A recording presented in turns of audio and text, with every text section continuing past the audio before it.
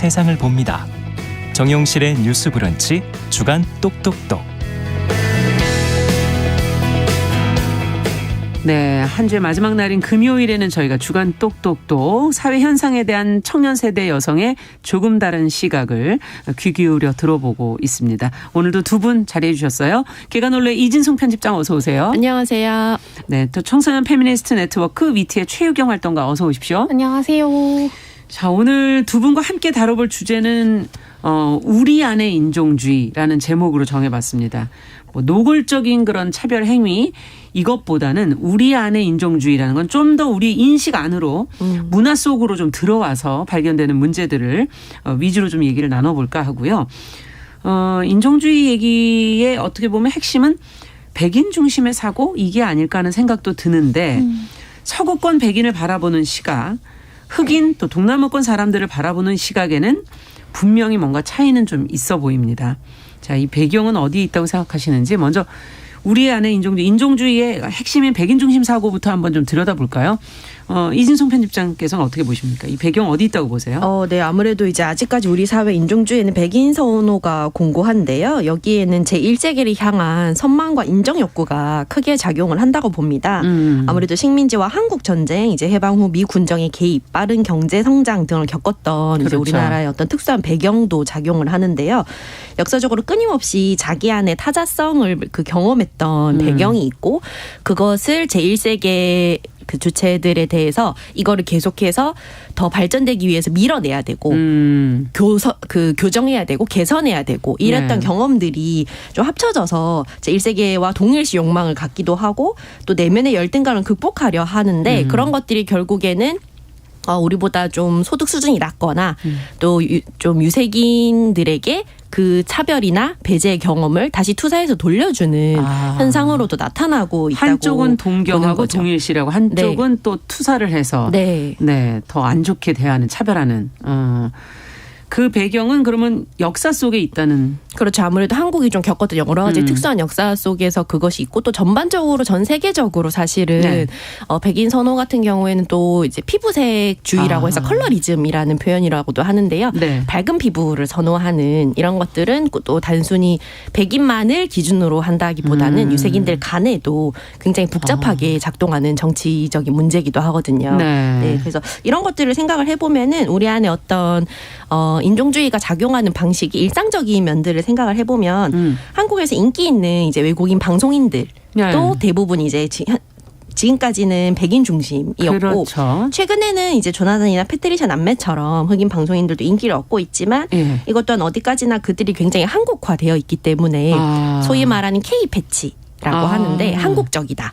이 사람들이 겉으로 보기엔 너무나 외국인이지만 너무나 그 내면이 한국인 같아서 거기에서 이제 사람들이 좀 인정하고 시혜적으로 받아들이는 그런 현상도 좀 있기 때문에 이런 면들에 좀 한계가 있지 않나라고 생각을 좀 합니다. 네, 어떻게 보세요, 최유경 활동가께서? 네, 이와 관련된 좀 책이나 자료들이 많이 있는데요. 좀 미디어 연구자 박소정의 책인 이제 미백이라는 책에 따르면 사실 진송님이 말씀하신 그 한국의 특수한 경험들이 있잖아요. 아시아 국가에서 어떤 식민화의 경험이라는 것은 피부색에 기반을 둔 계급 질서를 촉발하는 어떤 수단으로 쓰이기도 하는데요. 이는 사실 백인과 유색인의 권력 관계에만 국한되는 것이 아니라 사실 유색인들 사이에서도 누가 더 피부색이 희고 누가 더 어둡고 이런 것들이 사실은 어떤 서열화로서 이어지는 좀 장면들이 나타났다고 볼 수 있고 특히 한국은 서구에 의한 어떤 직접적인 식민 지배에 대한 경험은 없지만 그럼에도 일본 식민 통치의 간접적인 영향 속에서 피부색에 대한 식민주의적 감각을 내재해왔다라고 이 저자는 지적합니다. 그래서 한국은 아시아 내 명예 백인으로서의 일본을 통해서든 어떤 일본 식민주의의 도피처로서든 서구의 영향 속에 놓여 있었고 서구에 대한 선망과 함께 근대사회로 이행했다라고 지적하기도 하는데요.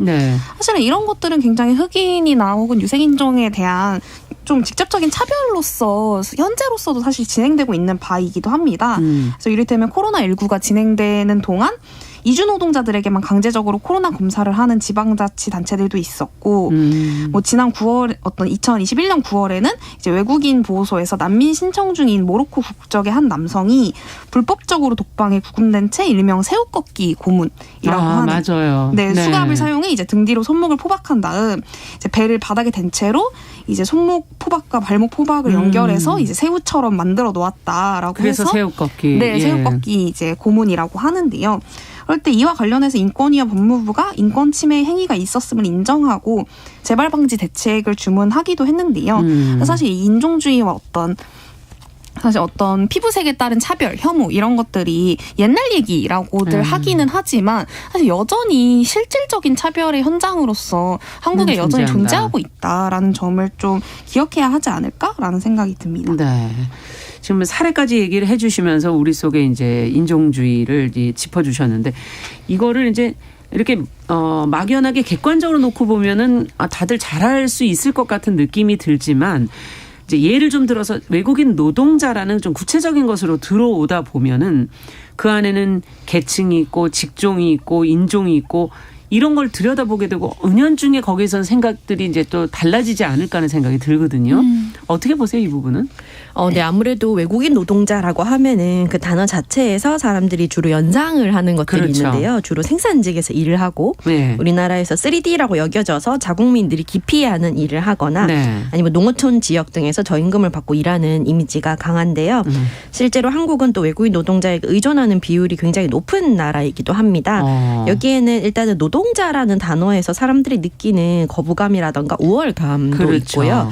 그리고 또 아무래도 자국민들이 기피한 일을 하러 온 사람들이라는 데서 오는 우리나라에 돈을 벌러 왔다는 것 자체를 어떤 위계의 측면에서 받아들이는 것 같아요. 그래서 이제 뭔가 문제가 생기거나 갈등이 생겼을 때 되게 쉽게 이제 너네 나라로 돌아가라 뭐 이런 얘기를 한다거나 또 그런가 하면 또 조선족이나 화교 차별 같은 경우에도 이 사람들 같은 경우는 겉으로 보기에는 잘 구별이 가지 않아서 가시화되지 않는 측면이 그렇죠. 강하지만 사실은 정체성을 드러내거나 한국에 거주하는 사람으로서 권리를 요구할 경우에는 굉장히 손쉽게 차별과 혐오의 대상이 되는 양상도 볼 수 있습니다. 특히나 이제 비백인이면서 한국보다 소득 수준이 낮은 나라에서 취업을 목적으로 그리고 또 여기에는 결혼 이주민들도 포함이 되는데요. 그렇겠네요. 네, 결혼을 목적으로 이주한 사람들은 굉장히 쉽게 차별과 혐오 발언의 표적이 되고 오로지 이런 나라에서 온 사람들만이 다문화 가정이라는 이름을 얻게 된다는 점도 사실은 그 좀 용어도 네, 좀 차별점이라고 볼 수 있을 것 같아요. 사실은 백인 가정에게는 사람들이 다문화라는 표현을 쓰지 않는다는 것은 암묵적으로 다들 알고 있잖아요. 그렇군요. 네, 그래서 이제 단일 민족주의나 순혈주의 같은 자민족 중심 이데올로기가 이 문화적 차원에서 좀 충분하게 준비가 안 돼 있는 상황에서 이제 관주도의 다양한 이제 혼인 장려 정책 이런 것들을 펼치면서 좀 여러 가지 문제와 모순을 가져왔다고 보고 있거든요. 그래서 오히려 이 다문화라는 표현이 외국에서는 뭐 다양한 여러 가지 문화를 가진 사람들을 포용한다라는 의미에서 썼겠지만 이것이 한국에 들어왔을 때는 여러 가지 배경이나 이런 걸 생각했을 때 오히려 이 다문화라는 표현이 굉장히 차별적인 낙인이나 멸칭으로 쓰이고 있는 거죠. 너 다문화지 뭐 이런 것들을 쓴다던가. 예.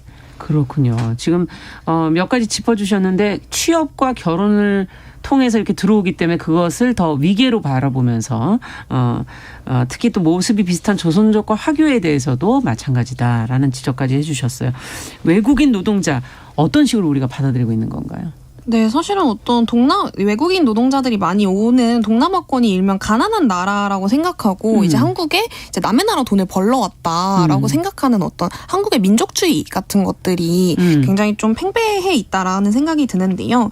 이런 어떤 우리는 한민족이고 우리는 뭐 절대 누구든 건들 수 없어. 우리는 우리끼리 똘똘 뭉쳐야 해. 네. 어떤 이런 민족주의라는 것이 결국에는 이 외국인 노동자들에 대한 직접적인 시선이나 어떤 차별로 이어지기도 합니다. 그래서 이런 통계를 좀 하나 보면요. 경기도 가족여성연구원이 발간한 경기도 외국인 근로자 지원 방안 연구소 보고서를 보면 그쪽에 많이들 모여 사시니까. 네, 그렇죠. 뭐 그래서 최근 도내 7개 지역 외국인 복지센터를 통해 688명의 외국인 근로자를 대상으로 이제 설문조사한 결과 한국에서 겪은 이제 두 번째로 큰 어려움이 24.7%로 한국인의 편견과 차별 대우였습니다. 그래서 첫 번째 같은 경우에는 어떤 언어의 어려움이었는데요. 그렇죠. 그럴 때 사실 두 번째 어떤 한 4명 중 1명꼴로 한국인의 편견과 차별 대우를 겪었다라고 하는 것은 굉장히 좀 높은 비율이 아닐 수 없다. 특히나 요즘에는 사실 요즘엔 인종차별이 어딨냐라고 하는 것들이 좀 많은 그렇죠. 추세잖아요. 예. 그럴 때 여전히 사실 외국인 노동자들 중 4명 중 1명 정도는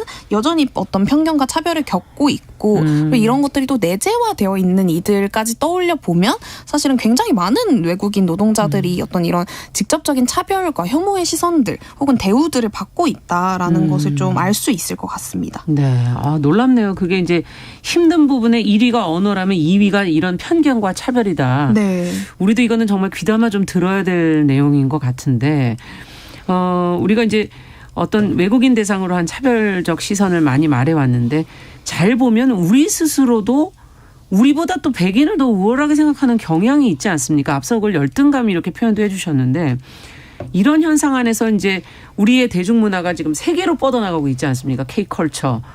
혹시 그런 사례를 혹시 보신 적은 있는지, 경험은 있으신지 얘기 들어보고 싶어요.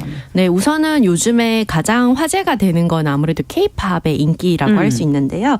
사실 K-팝의 인기는 2000년대 초반부터 이제 동남아시아권, 중화권에서 굉장히 선도적으로 이끌었고 이곳에서의 인기를 바탕으로 K-팝 시장이 좀 안정적으로 성장할 수 있었거든요. 예. 그런데 이제 최근 5년 사이에 미국이나 유럽 등에서 K-팝이 이제 인기를 얻기 시작하니까 그렇죠.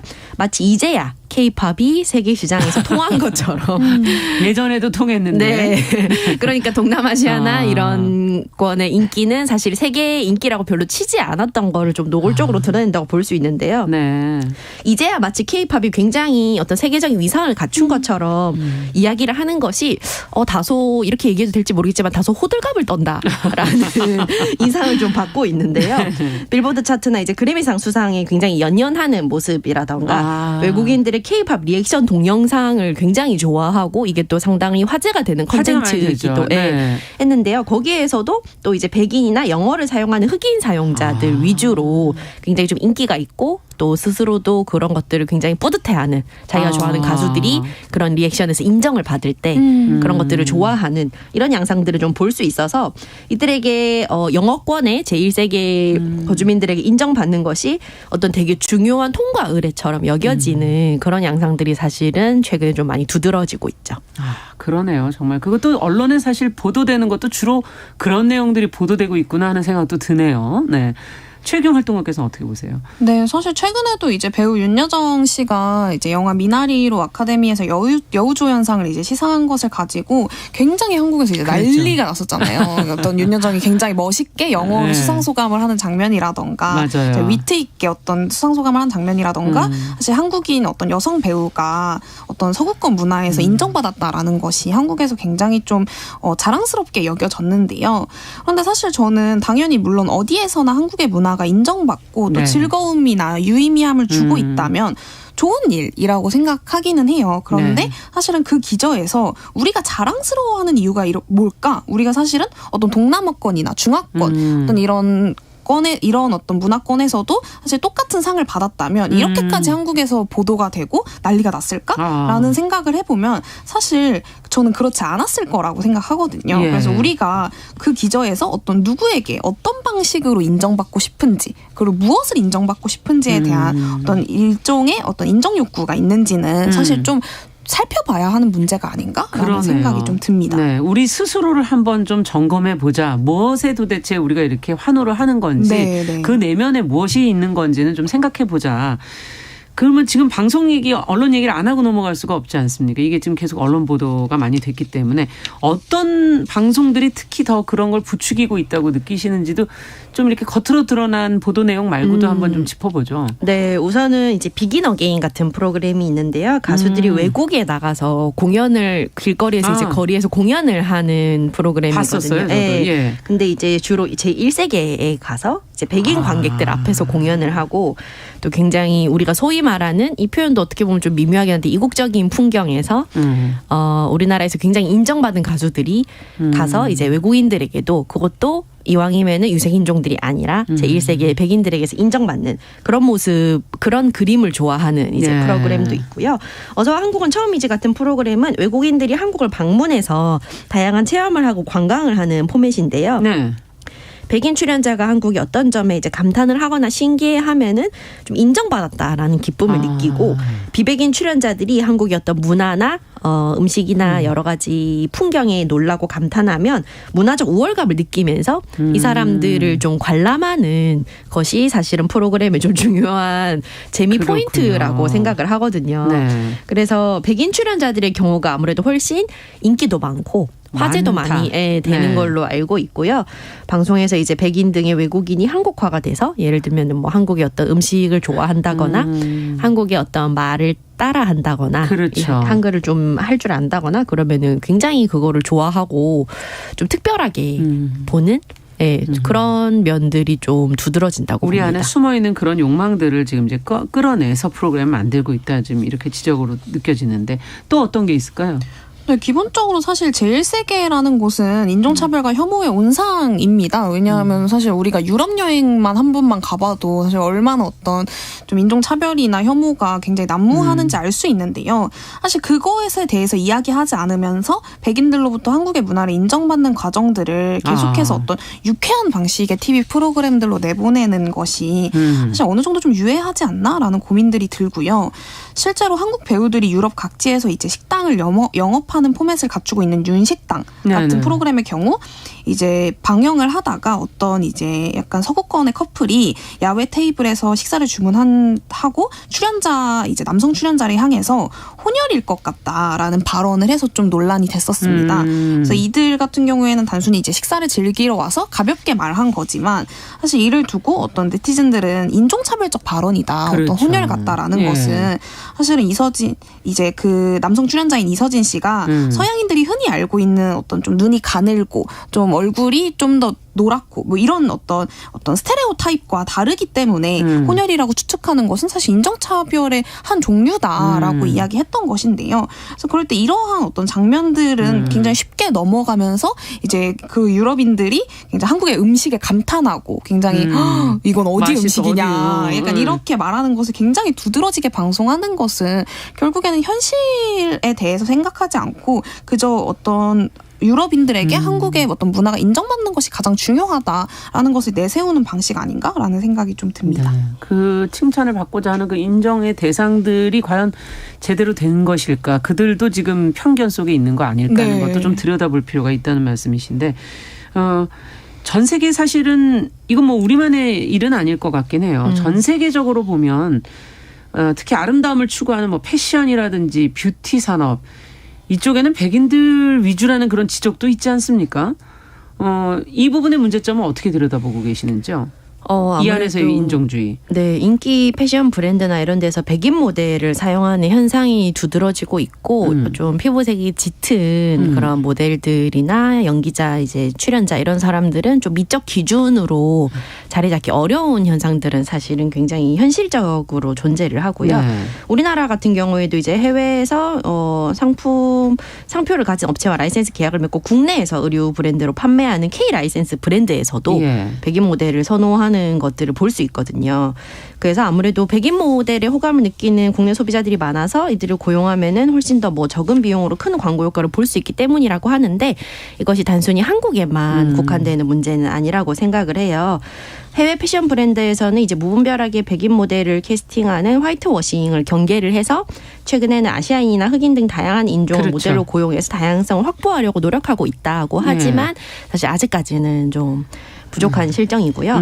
미디어 및 뷰티 산업에서 나타나는 아까 얘기했던 피부색주의나 이제 컬러리즘은 유경 활동가도 짚어주신 것처럼 단순히 백인과 유색인 사이의 권력 관계에만 국한하는 게 아니에요. 네. 이 피부색이 하나의 권력으로 작동해서 만들어내는 사회 위계 질서나 차별적 구조에 대한 이 일련의 논의가 지금까지 다인종 유색 사회 안에서 굉장히 많이 이루어져 왔거든요. 여러 가지 네. 연구라던가.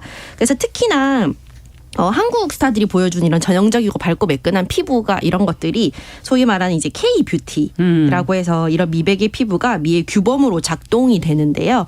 이거는 단순히 백인을 흉내내거나 네. 선망한다라는 차원을 넘어서서 훨씬 더 복잡한 측면을 띠고 있거든요. 왜냐하면 한국의 주관은 되게 고유한 미백 스타일이 있기 때문인데 소위 말하는 그 도자기 피부라는 은유가 보여주는 도자기 피부. 예, 네. 밝고 이제 매끈한 네. 예, 이런 피부들을 보여주고 이런 것들이 사실은 한국의 K-뷰티를 기반으로 해서 여러 가지 아시아 국가에서도 K-뷰티, 저런 미백의 피부, 밝은 피부 이런 것들을 굉장히 선호하고 또 동북아시아와 동남아시아 간의 위계 형성을 통해서 드러나기도 하거든요. 네. 그래서 이 뭔가 밝은 피부 혹은 피부에 대한 여러 가지 차별이나 이것들이 형성하는 정치적인 구도는 좀 인종적으로 타자화된 다른 신체를 우리가 어떻게 배척하고 또 어떤 특정한 신체만을 아름다움의 기준으로 삼는가 이런 것들을 이야기할 때 백인을 선망해서 그렇게 되고 싶어 한다를 넘어서서 좀 더 풍부한 논의가 이루어져야 한다고 생각을 그러네요. 합니다. 우리만의 그 어떤 K-뷰티 안에서도 또 들여다볼 문제들이 있는 거네요. 네. 어떻게 보세요, 최유경 활동가께서는? 네, 한국에서 이제 미백백 제품이 이제 광고에 본격적으로 등장한 건 1950년대 중반인데요. 이제 1958년에 한 일간지에 실린 화장품 광고에 당시 이제 미백 레토릭이라는 것이 흑백 변신 이미지에 가깝다라는 것을 보여줍니다. 네. 그래서 이 광고 카피 같은 것들이 검은 얼굴이 눈송이처럼 희고 아름다워집니다. 뭐 이런 문구와 함께 네. 얼굴의 절반은 검고 나머지 절반은 하얀 사람이 등장하면서 이제 광고를 진행하는데요. 이런 것들이 굉장히 당시 광고에서 다 공통적으로 확인되는 이미지이고 그리고 어떤 광고들에서는 심지어 당시 한국인들이 상상했던 열대 지역 원주민들의 이미지가 등장해서 사실은 미백 화장품을 통해 몸이 반만 하얗게 이제 변해서 그렇죠. 즐거워하는 모습 을 그리기도 합니다. 그래서 그럴 때 사실 이렇게 원시성에 대한 표백을 약속하는 당시의 광고라는 것은 인종주의와 식민주의가 굉장히 짙게 깔려있는 행위이고 이런 것들이 사실 쭉 이어져서 지금에도 사실은 어떤 미백에 대한 열망이나 열광 같은 것들이 계속해서 이루어지고 있지 않나라는 생각이 듭니다. 네. 참 1958년이면 생각보다 굉장히 오래전부터네요. 네. 저희 우리 안에 그러면 이제 인종주의적인 측면들을 저희가 냉정하게 좀 들여다봤는데 이제 뭘 좀 바꿔보자 제안을 해주시면서 마무리를 해야 되겠죠. 두 분께서 어떤 제안을 좀 해주실 수 있는지. 저는 본인들이 차별이라고 생각하고 깨닫지 못하고 하는 좀 좋은 의미로 쓴다고 하는 흑형 같은 농담 이런 것들 아직까지 많이 쓰거든요. 네. 네, 그래서 이런 것들을 좀 자제하고 생각해봐야 되지 않나라고 생각합니다. 네, 농담 하나도 정말 신경 써야 된다. 지금 저희도 앞서 이제 뭐 조선족 이런 표현을 했었는데 그것도 사실은 대한민국 동포의 한 분이기 때문에 그걸 제대로 표현해줘야 된다는 지금 지적을 처음처럼님께서 해주셨는데요. 맞습니다. 이제 용어 하나부터 농담 하나까지 다 제대로 된 표현을 써야 된다. 어떻게 보세요, 최유경 활동가께서는? 네, 사실 저희도 근데 어쨌든 유럽 같은 나라들에 가면 여행 같은 걸 가면 이제 거기서 겪는 인종차별을 굉장히 분개하기도 하잖아요. 그럼요. 분개하고 사실은 왜 그렇게 행동하냐, 막 이렇게 눈을 째는 어떤 퍼포먼스를 한다거나 이런 식으로 사실 굉장히 어떤 인종차별에 많이 노출이 되는데 사실 우리도 좀 역지사지 해볼 필요가 있지 않나? 왜 피부색에 따른 차별이 당연한지 그리고 그 차별이라는 건 사실 우리 사회에 얼마나 교묘하고 섬세한 방식으로 침투해 있는지 그렇죠. 좀 우리가 고민해볼 필요가 있다라는 생각이 듭니다. 네, 화내기 전에 내 눈 안에 들보부터 봐야 된다. 자, 우리 안에 깊숙이 자리 잡고 있는 인종주의에 관해서 오늘 한번 들춰봤습니다. 청소년 페미니스트 네트워크 최유경 활동가 개관올레 이진송 편집장 두 분과 함께 이야기 나눴습니다. 감사합니다. 감사합니다. 자, 정용실의 뉴스 브런치 1부 마치고 잠시 후 2부로 돌아오겠습니다. 11시 30분부터 일부 지역에서는 해당 지역 방송 보내드립니다.